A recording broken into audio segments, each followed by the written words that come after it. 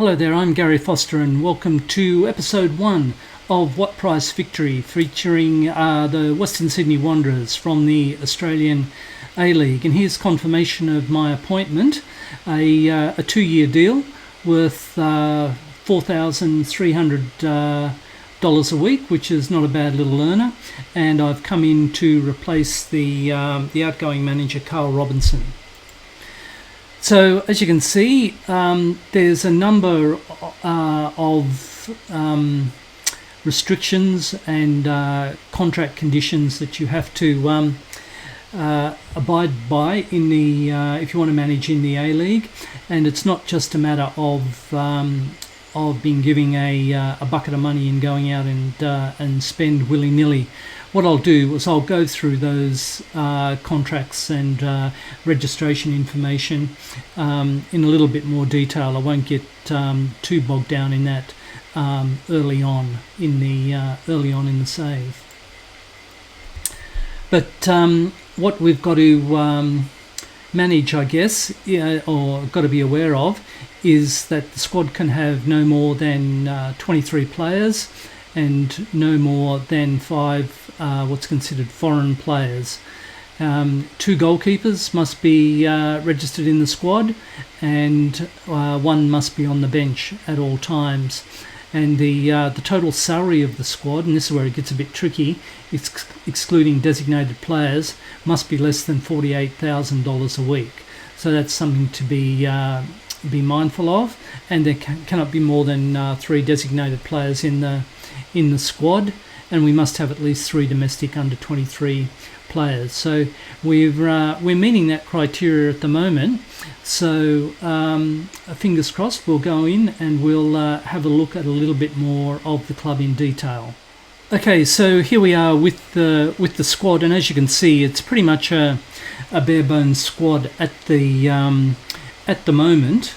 I'll just briefly go through these positions.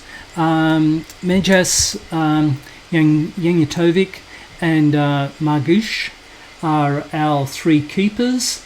Although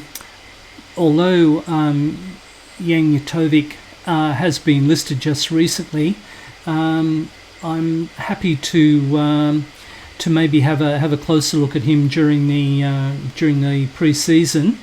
And with Daniel Margush, he's most likely to be put on the transfer list.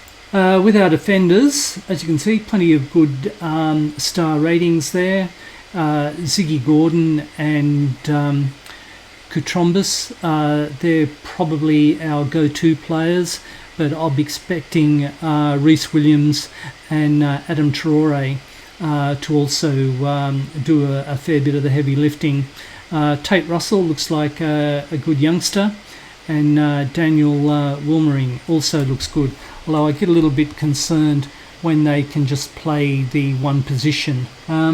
But yeah, certainly I'll be looking to strengthen the central defence of that group. I'll be playing with a defensive midfield, so we've got plenty of good coverage there. So I don't see that as a problem position. Midfielders, I'll be looking at central midfielders, and once again we look to be a little bit light on there with James Teresi and Kanu Bacchus. They look to be our go-to players, and Terry Antonis, who has got a long-term injury. So he's got a hernia and he's going to be out for 7 weeks to 3 months. So that should bring him back in time for our season kickoff. So I don't see that as a problem. Attacking midfielders, this is where we'll be probably best served with Bernie Urbini, Dimitri Petratos, and James Teresi. They'll be our wide attacking players, and certainly lots of star pulling power there. And up front, those wide attacking players can also double as strikers, and you see Toma Hamed is our out and out striker.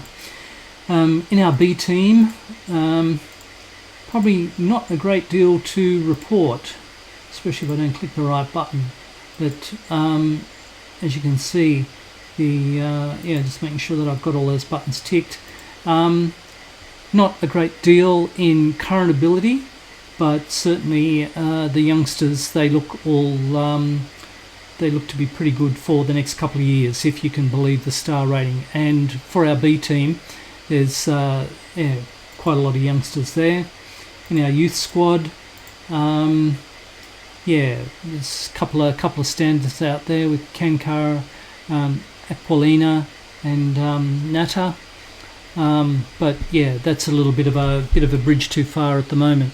Now, one of the stumbling blocks that I do have is our finances, and currently with our wages, we are currently committed to spending $76,000 of a budget of only 72. So the board has made it quite clear that I have to sell players in order to buy, and because I tried a couple of little sneaky backdoor loans, but the parent club wanted some salary commitments, and I couldn't meet that commitment. So looks like I'll be selling to buy. Although I do have room with the designated players, so I'll probably be looking at a central defender there to come in on a designated player contract. The tactics that I'll be using, primary tactic will be the 4-3-3 wide. As I mentioned, I've played that reasonably well in the past, and I don't really see the need to change. The other preferred position will be having two up front in a 4-2-4 formation, but I'll only be doing that in games where I'm expecting to dominate.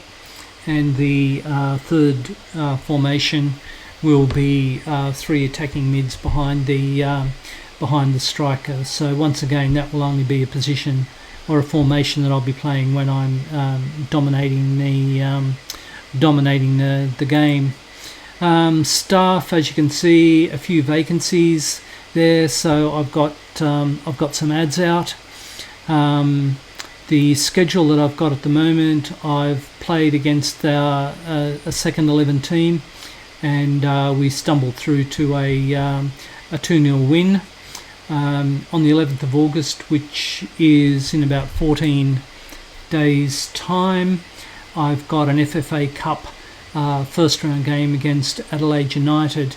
Now, I won't be showing any of those FFA Cup games, because the club vision is such that the board want us to finish in the top three, which is interesting because the media has predicted us to come sixth, so there could be a little bit of argy-bargy there.